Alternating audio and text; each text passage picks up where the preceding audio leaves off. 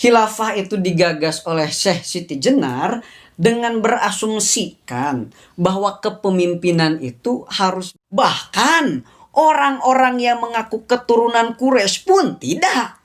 Yang aku saksikan di antara mereka yang mengaku berdarah Quraisy justru para pemalas yang mengaku keturunan Nabi Muhammad SAW, namun hidup menganggur, tidak bekerja, menikahi anak pejabat negeri setempat, menambah jumlah istri dan menafkahi istri barunya dengan harta mertua, anaknya tercecer di mana-mana. Bahkan yang menyedihkan, mereka tidak memahami ajaran Islam dengan baik. Sembahyang 5 waktu tidak dijalankan, puasa Ramadan tidak dilakukan, apalagi zakat dan sedekah. Nanti. Sedikit lagi. Sedikit lagi. Mereka berdiri di atas permadani ketidakbersalahan dan merasa sudah beroleh jaminan sebagai penghuni surga karena merasa anak cucu Rasulullah SAW. Sungguh memuakan tingkah mereka bagiku. Nah gini, kalau misal hari ini Anda ngomong itu, ini udah penghinaan, pelecehan kepada Islam tentunya. Anda bisa diburu. Assalamualaikum warahmatullahi wabarakatuh. Hamdan syukranillah. Maaf, salam sejahtera untuk kita semua. Semoga kita tetap berada di jalur yang diinginkan oleh Allah dan diridhoi oleh Allah Subhanahu wa taala. Sahabat-sahabat sekalian yang budiman, yang mudah-mudahan selalu bahagia dan selalu kemudian mengasah pikiran agar menjadi cerdas, apalagi menjadi netizen. Hari ini banyak netizen yang gak jelas. Yang gak jelas, komentar gak jelas, caci maki gak jelas. Itu loh. Jadi gini sahabat-sahabat sekalian, hari ini sedang ramai lagi nih isu tentang khilafah. Karena kemudian ada banser itu Pasuruan ya kayaknya, yang menggeruduk satu rumah, katanya kiai, dia itu punya murid, yang muridnya itu menghina Habib Lutfi dan NU, sehingga banser menggeruduknya. Ternyata di rumahnya itu terdapat banyak bendera khilafah, bendera HTI lah katakan, bukan khilafah, karena seolah-olah hari ini disatukan antara khilafah dengan HTI. Nah saya juga menganggap bahwa khilafah itu bukan yang mempunyai HTI, bukan. Cuma hari ini seolah-olah khilafah dengan HTI itu sama. Karena kan memang orang-orang yang suka meneriakan tentang khilafah di Nusantara ini adalah orang-orang pentolan HTI, gitu loh. Dengan khilafah gaya HTI dong tentunya, gitu Pak ya. Nah intinya sangat bias sekali tentang bagaimana sejarah khilafah ini. Apalagi kemarin kan orang-orang pentolan HTI itu membuat film Jejak Khilafah di Nusantara. Ini cukup menjadi kemudian. Tapi apakah filmnya sudah keluar? Filmnya saya melihat sedikit, cuma itu bukan film, cuma wawancara saja saya. Tapi nggak tahu itu katanya memang itu bentuk film, cuma diblokir oleh pemerintah, tapi nggak tahu saya tuh. Nah, yang menghadirkan sahabat saya nih yang mempunyai channelnya itu Juru Kampus. Alhamdulillah beliau adalah sahabat saya di pondok pesantren juga dulu sama. Cuma bedanya saya kuliah di Ciamis, beliau kuliah di Bandung. UIN kan? Ya, jurusan apa sih? Komunikasi Penyiaran Islam. Komunikasi Penyiaran Islam. Tentu sangat paham media sosial dong kan? Ya, insya Allah. Insya Allah. Ya, paham lah media sosial. Dan gini, beliau itu gandrung buku. Nah, ini edan bukunya Pak. Dan saya banyak belajar kepada beliau tuh. Dulu saya itu nggak suka baca. Cuma pas ketika ketemu sama Kang Hilmi, itu nama Kang Hilmi ya. Ketemu Kang Hilmi, dia kemudian memberikan saya motivasi agar membaca buku. Dan pada akhirnya 1-2 buku kemudian saya baca. Nah Pak, kita berbicara sejarah nih Pak. Ini kan banyak sekali saya lihat nih buku-buku ada sejarahnya, ada tapi sejarah ada, sejarah manusia ada itu. Wah, pokoknya sangat lengkap sekali. Dari mulai ngomongin tentang iblis sampai ngomongin tentang Tuhan ini ada di sini. Ya betul sekali, memang ada tentang iblis gitu. Nah, saya ingin bertanya Pak, apakah ada jejak khilafah di Nusantara? Ya. Itu aja pertama dulu. Sebelum ngomongin jejak khilafah di Nusantara, kita harus memahami bahwa Allah itu mempunyai sifat al-alim. Al-alim. Artinya yang maha mengetahui. Kita manusia itu menjadi wakil Tuhan. Berarti kita juga mesti mempunyai pengetahuan. Mesti pengetahuan. Nah, jejak khilafah di Nusa Jawa, Nusantara atau sekarang di Indonesia pertama saya baca itu terjadi pada 1415 Saka pada zaman Jawa. Digagas pertama kali di Nusantara itu oleh Syekh Siti Jenar. Seorang wali yang menurut sejarah umum berasal dari cacing, matinya menjadi anjing. Dibunuh katanya. Iya. Bener gak dibunuh itu oleh para wali itu? Sejarah itu adalah berita yang ditulis oleh para pemenang. Oke. Nah. Berarti ada versi yang lain. Ada versi yang lain. Cuman karena saya di sini, saya akan mengungkapkan versi yang saya ketahui. Oke. Jadi kalau nanti ada teman-teman yang tidak sepakat dengan versi saya, silahkan dikonfirmasi saja. Oke. Seperti itu. Yang penting jelas referensinya. Iya. Sejarah kan harus bermuatan referensi kan, penelitian dan sebagainya. Apakah khilafah pernah ada di Nusantara? Khilafah itu digagas oleh Syekh Siti Jenar dengan berasumsikan bahwa kepemimpinan itu harus berdasarkan atas pemilihan dari rakyat untuk rakyat, oleh rakyat untuk rakyat. Itu konsep khilafah yang digagas oleh Syekh Siti Jenar yang berasaskan dan terinspirasi dari pemilihan Rasulullah ketika membentuk kota Madinah. berarti demokrasi. Jelas sekali, dari rakyat, oleh rakyat, untuk rakyat. Nah, ketika di Nusa Jawa itu dipimpin oleh kerajaan Sunda, Bumi Pasundan maupun kerajaan Majapahit, Syekh Jenar itu tidak sepakat dengan itu semua. Karena apa? Karena kepemimpinan itu dipimpin oleh seorang raja secara turun-temurun berdasarkan darah, bukan berdasarkan kemampuan, kesatriaan, kecerdasan, ataupun yang lainnya. Memang pada awalnya untuk menjadi raja itu, seorang raja itu harus menjadi wakil dewa di muka bumi. Dia harus mewakili seorang kesatria, dia seorang harus menjadi pemberani, dia seorang yang pintar baik agama, politik, tata negara. Bahkan dalam sejarah Nusa Jawa, seorang raja itu harus orang terkaya di Bumi Pasundan dan Nusa Jawa gitu. Karena berdasarkan dari itu dan melihat inspirasi dari terbentuknya kota Madinah oleh Muhammad, Syekh Siti Jenar itu menggagas khilafah di Indonesia. Apa yang dimaksud khilafah itu tadi? Syekh Siti Jenar pada awalnya itu membentuk kabilah. Kabilah itu kumpulan keluarga. Ya, mari kita sebut saja RW atau kelurahan lah. Itu kabilah. Dari kabilah itu nanti dibentuklah yang disebut rakyat. Iya, itu bentukan kabilah. Rakyat itu di mana semua orang mempunyai gagasan yang sama. Mempunyai ide pikiran yang sama.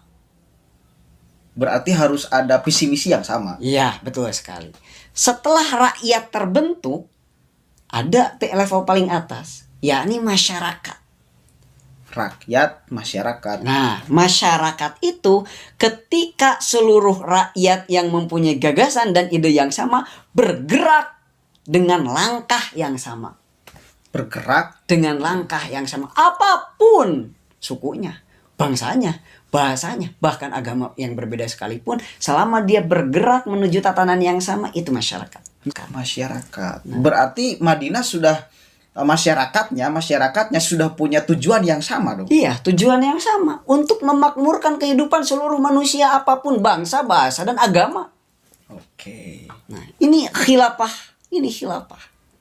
Yang dimaksud oleh Syekh Siti Jenar. Oleh Syekh Siti Jenar untuk melawan kedinastian baik Bumi Pasundan maupun Majapahit yang sudah tata moralnya bobrok. Karena dari raja-raja yang berdasarkan darah. Jadi khilafah itu tidak mementingkan darah. Bahkan dalam sejarah itu pernah ada seseorang yang sudah diakui oleh masyarakat sekitarnya atau entah itu mengaku-ngaku seorang sayyid keturunan dari Rasulullah. Karena waktu dalam sejarah itu yang menjadi khilafah itu Sri Mangana Prabu Walangsungsang. Masih dari keturunan Prabu Siliwangi. Nah, si Sayyid ini itu tidak sepakat dengan kekhalifahan Sri Mangana. Karena apa? Karena dia mengatakan bahwa Sri Mangana itu orang Bumi Pasundan. Kalau bumi orang Pasundan itu gak sah jadi khilafah. Ya jadi ratu aja. Lalu apa yang sah? Jadi khilafah. Oh, itu harus orang suku Quraisy. Nah, dari sana Syekh Siti Jenar itu mengamuk. Nanti dulu. khilafah itu pemimpin itu harus dari keturunan Quraisy. Kata Si orang Arab tadi yang mengaku dirinya mempunyai darah Quraisy. kata si Dinar kata boleh. Tidak boleh. Berarti ada si Dinar ini ada syarat-syaratnya nggak untuk menjadi kemudian khilafah ini harus seperti apa? Ya, ada syarat-syaratnya. Apa saja, Pak? Saya bacakan saja ya. Oke. Saya bacakan saja. Ini saya referensinya dari novel sejarah Syekh Siti Jenar karya Agus Sunyoto. Pertama, seorang calon khalifah wajib berasal dari kalangan manusia beriman yang dikenal jujur dan terpercaya serta pemberani. Oke. Kedua, wajib cerdas dan berwawasan luas. Ketiga, berpengetahuan mendalam tentang agama, tata negara, dan kehidupan masyarakat. Keempat, hidup sebagai zahid sejati agar bisa berbuat adil. Kelima, rela berkorban jiwa, raga, dan harta untuk melindungi dan memakmurkan masyarakat yang dipimpinnya. Keenam, pekerja keras yang menjalankan tugas sebagai wakil Allah di muka bumi. Ketujuh, dicintai dan dijadikan panutan dan keteladan masyarakat karena akhlak yang mulia. Berat gak itu syaratnya? Berat banget. Nah, pertanyaannya, Berat. pada masa itu, nah ada gak orang seperti itu? Nah, pada masa itu ada, yakni Sri Mangana Prabu Langsungsang. Bukan yang dari turunan Quraisy. Nah, ketika si turunan Quraisy itu berbicara tidak sepakat, ini sampai-sampai Siti Jenar ini berbicara lagi nih. Gimana bro? Sungguh demi Allah aku bersumpah, sepanjang aku lahir hingga sekarang belum pernah aku jumpai orang di bumi Caruban Larang yang bisa memenuhi 7 syarat itu. Jadi sebenarnya belum ada itu. Belum ada itu. Padahal Sri Mangana itu dikatakan sebagai turunan darah dewa ya dulu. Bahkan orang-orang yang mengaku keturunan Quraisy pun tidak. Yang aku saksikan di antara mereka yang mengaku berdarah Quraisy justru para pemalas yang mengaku keturunan Nabi Muhammad SAW, namun hidup menganggur, tidak bekerja, menikahi anak pejabat negeri setempat, menambah jumlah istri dan menafkahi istri barunya dengan harta mertua, anaknya tercecer di mana-mana. Bahkan yang menyedihkan, mereka tidak memahami ajaran Islam dengan baik. Sembahyang 5 waktu tidak dijalankan, puasa Ramadan tidak dilakukan, apalagi zakat dan sedekah. Nanti. Sedikit lagi. Sedikit lagi. Mereka berdiri di atas permadani ketidakbersalahan dan merasa sudah beroleh jaminan sebagai penghuni surga karena merasa anak cucu Rasulullah SAW sungguh memuakan tingkah mereka bagiku. Jadi ada nih, pada zaman sejarah juga orang yang mengaku cucu Rasulullah berbuat jengkel dan merasa paling benar gitu. Ada ya. Ada ini. Sekarang ada guys yang kayak gitu. Walau alam.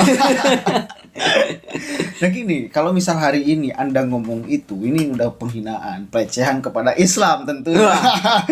Anda bisa diburu oleh orang. Kalau saya didakwa, saya tidak bisa didakwa. Karena referensi. Karena saya cuma baca doang. Saya baca doang. Kan baca gak salah. Betul. Kan ini penelitian Agus Sunyoto mungkin ya. Iya, bahkan penelitian Agus Sunyoto ini bukan karangan Agus Sunyoto tapi berdasarkan babad Sunda, babad Cirebon yang sungguh sangat kuno. Bahkan ini disahkan atau diakui oleh Kiai Haji Mustafa Bisri. Nanti menarik nih ketika kemudian kita berbicara turunan Rasul hari ini kan gini. Hari ini kita tahulah bagaimana posisi Habib. Katakan turunan Rasul, cucu Rasul. Ya kita pengen sih menghormati dan menghargai. Saya pernah tuh di satu kesempatan membahas tentang mengkritik ada satu orang yang mengatakan bahwa ketika kita wajib mencintai turunan Rasul. Nah, cinta itu satu paket dengan mengikuti. Nah, persoalannya hari ini banyak Habib-habib saya kira yang itu tidak satu jalan, tidak satu visi misi, tidak satu gerakan, tidak satu pemikiran, banyak sekali ragamnya. Ini kan kalau misal semuanya kemudian berbeda, apakah kita wajib mengikuti semuanya? Nah, itu persoalan, apalagi di sini ketika ada bahasa tentang ada keturunan Rasul yang kemudian dia merasa akan dimasukkan ke dalam surga karena jaminan turunan Rasul. Nah, sebenarnya wajib mencintai turunan Nabi itu wajib, memang benar kita harus memuliakan turunan Nabi. Cuman tidak ada dalil yang qot'i menyatakan bahwa turunan Nabi itu maksum dan pasti masuk surga. Jadi yang harus berlandaskan untuk dicintai itu tetap ilmu, seorang habib yang berilmu, seorang habib yang berakhlak. Kalau seorang habib tidak berilmu, tidak berakhlak, ya jauh buat apa diikuti? Lagian kan jauh dengan kakek moyangnya kan, nenek moyangnya. Bisa jadi ya cuma mengaku-ngaku saja. Oke, menarik nih. Kemudian kalau kita berbicara tentang khilafah yang kemudian digagas oleh Syekh Siti Jenar ini. Nah, hari ini kan ada sekelompok orang HTI, dia selalu ngomongin tentang khilafah. Kan gini, kira-kira menurut Syekh Siti Jenar, demokrasi atau Pancasila atau Indonesia ini sistemnya sudah khilafah atau belum? Bila digagas dengan pembentukan kabilah menuju rakyat, menuju ummah, tatanan waliul ummah nanti membentuk suatu tatanan masyarakat, ini sudah benar-benar khilafah di mana rakyat memilih para pemimpinnya. Dan tidak harus terah darah kan? Tidak perlu harus terah darah. Saya seorang anak petani bisa mencalonkan diri sebagai presiden. Iya, semua orang mempunyai kesempatan yang sama dan dipandang harkat derajat yang sama. Oke. Semua orang bisa berlomba-lomba. Demi apa? Demi memakmurkan kehidupan bersama. Berarti secara konsep umum Indonesia ini sudah khilafah. Sudah khilafah. Semua agama toh dilindungi. Emang agama mana yang didiskriminasi? Asli, betul-betul. Berarti orang yang menganggap bahwa Indonesia ini togut, khilafah palsu kayaknya itu. Ya itu minim pengetahuan lah. Minim pengetahuan. Menarik ini. Minim pengetahuan. Nah ini nih. Bila berangkat mereka mengatakan, wah itu Anda tidak tahu itu sejarah Nabi. Justru sejarah Nabi pun demikian. Dibentuk dari golongan-golongan kabilah Arab, Muhajirin, Ansor, bahkan terdapat di dalamnya kaum Yahudi. Oke, betul. Tetap Rasulullah dilindungi. Toh yang dipakai juga bukan Al-Quran dan Sunnah kok di Madinah, Bahkan tapi piagam Madinah. saya mendengarkan di Madinah itu justru Muslim minoritas pada saat itu. Iya, betul. Kan pendatang namanya juga. Pendatang namanya juga, baru juga mau dakwah, mau hijrah. Cuma karena mungkin melihat orang Madinah itu yang bukan Muslim melihat bahwa Rasulullah bukan hanya ingin menyejahterakan satu golongan, ingin menyejahterakan semua, maka dipilihlah Rasulullah sebagai khalifah mungkin ya. Iya, betul. Ya. Itu. Mungkin kita sekarang itu sering terjebak dengan hanya cangkang dengan nama-nama dan hukum-hukum yang mengatasnamakan Islam. Padahal semua itu sudah sangat Islami. Ketuhanan yang Maha Esa, kemanusiaan yang adil dan beradab, persatuan Indonesia, kerakyatan yang dipimpin oleh hikmah kebijaksanaan dalam permusyawaratan perwakilan, keadilan sosial bagi seluruh Indonesia, sudah sangat Islami. Islami banget ya. Iya. Yang perlu dari Indonesia sekarang adalah pribadi-pribadi yang unggul dari setiap dirinya supaya sejahtera bersama. Oke. Gitu loh. Oke, Anda nih yang suka ngomongin tentang khilafah, yang mengatakan negara ini adalah togut, tidak khilafah. Buktinya jelas. Syekh Siti Jenar, kalau misal melihat dari konsepnya, menganggap bahwa Indonesia ini sudah khilafah. Sudah khilafah, sudah beres, tinggal diperbaiki tatanan pribadinya lah. Tinggal diperbaiki. Jadi sangat keliru orang yang ingin mengganti Pancasila. Iya, apalagi mengatakan demokrasi togut, apaan itu? Justru khilafah itu demokratis sekali kan? Ya udahlah, demokrasi itu kalau bahasa Arabnya itu musyawarah mufakat lah. Musyawarah mufakat. Gitu. Kalau Anda anti demokrasi ya udah musyawarah mufakat lah gitu. Oke. Cukup sekian mungkin Pak, hatur nuhun ya Parantos Sumping di channel Manusia Plural. Mudah-mudahan bisa dipetik hikmah nih, karena ini sangat penting sekali. Saya kira wawasan ini sangat penting sekali supaya menjadi mudah-mudahan pencerahan dan wawasan kepada kita semua bahwa stoplah menganggap bahwa Indonesia ini adalah togut, Indonesia ini Pancasilanya harus diganti dan sebagainya. Karena pada dasarnya Pancasila ini adalah ingin menaungi semuanya dan pemilihannya adalah demokrasi. Maka kemudian Pancasila Indonesia, NKRI ini ya sudah khilafah. Sudah harga mati pokoknya lah. Sudah harga mati. Ya. Iya. Oke, mungkin itu. Terima kasih, Pak. Ya, terima kasih. Sangat luar biasa nih. Nah, kapan-kapan nanti bisa tampil lagi di sini. Ya, siap, insya Allah. Semoga mudah-mudahan meskipun sedikit, mudah-mudahan bermanfaat menjadi pencerah bagi semuanya. Amin ya Allah ya Rabbal alamin. Wallahul muwaffiq ila aqwamit thoriq. Wallahu a'lam bishawab. Assalamualaikum warahmatullahi wabarakatuh.